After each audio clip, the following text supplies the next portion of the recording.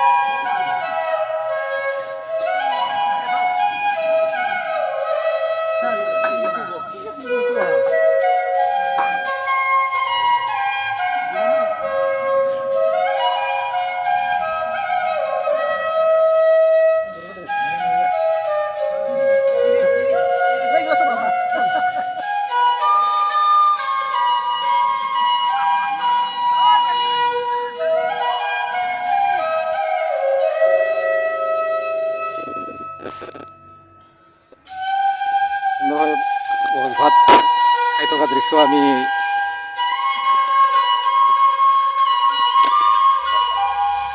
এয়া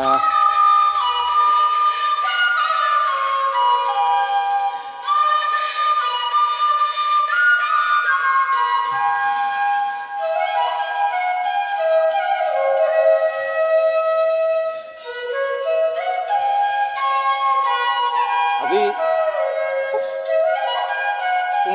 সম্পূৰ্ণ ভাল দায়িত্ব পালন কৰি আছে।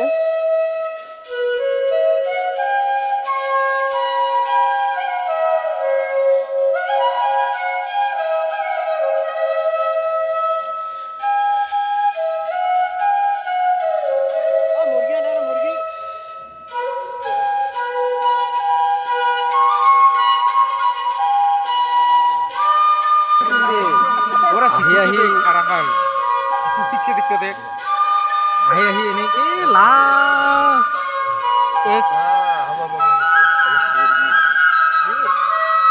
ভোজ ভাতত মানে ডেকা নাগৰিকবৃন্দ সম্পূৰ্ণ ব্যস্ত হৈ আছে।